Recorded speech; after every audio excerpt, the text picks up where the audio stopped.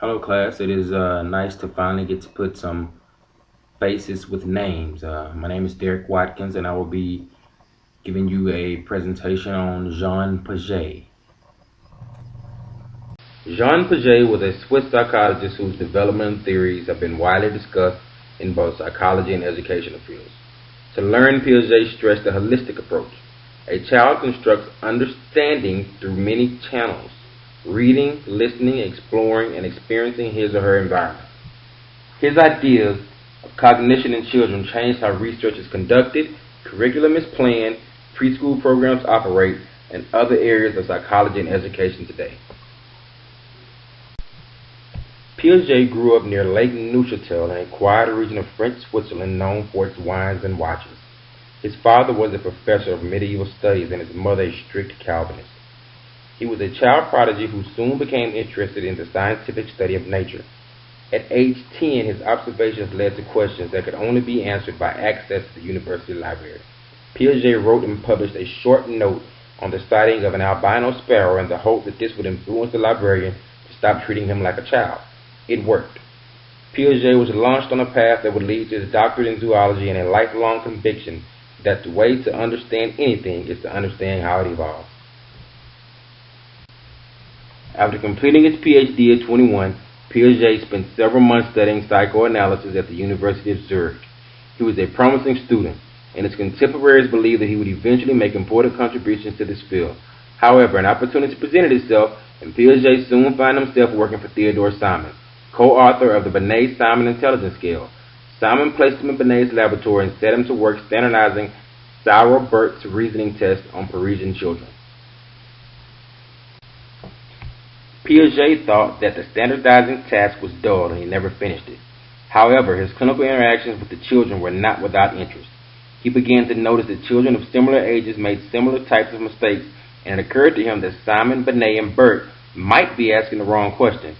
Perhaps the key to understanding human intellectual development is not in what children get wrong, but how they get it wrong.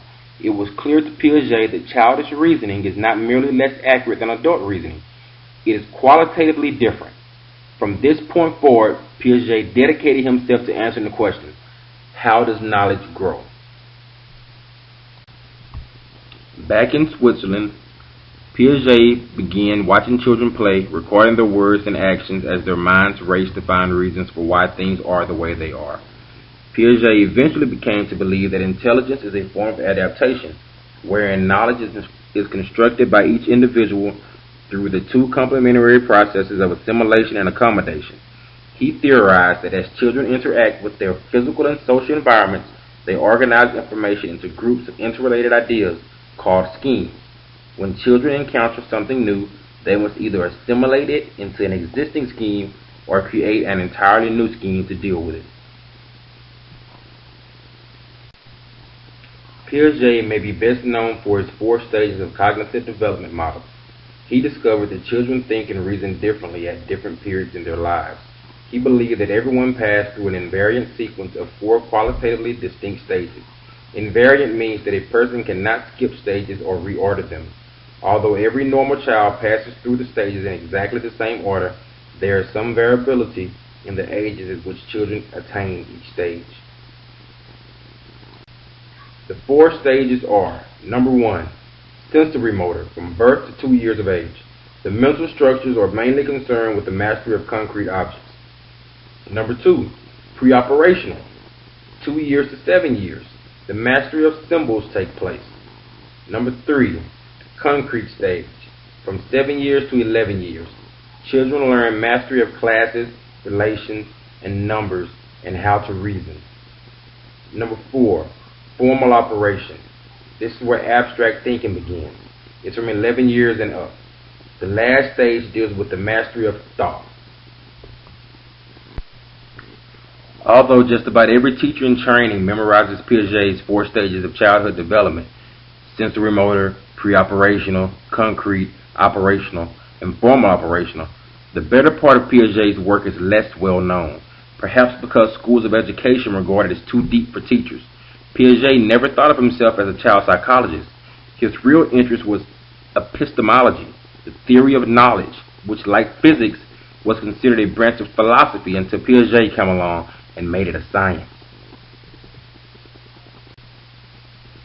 Jean Piaget spent much of his professional life listening to children, watching children, and poring over reports of researchers around the world who were doing the same.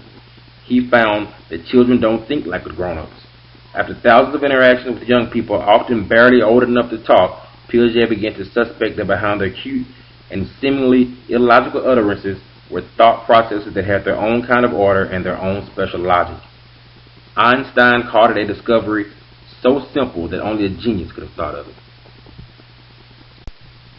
Piaget's insight opened a new window into the inner workings of the mind.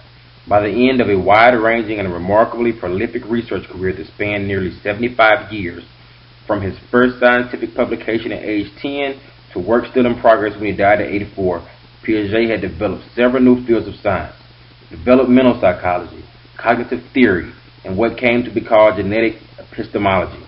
Although not an educational reformer, he championed a way of thinking about children that provided the foundation for today's education reform movements. It was a shift comparable to the displacement of stories of noble savages and cannibals by modern anthropology. One might say that Piaget was the first to take children's thinking seriously.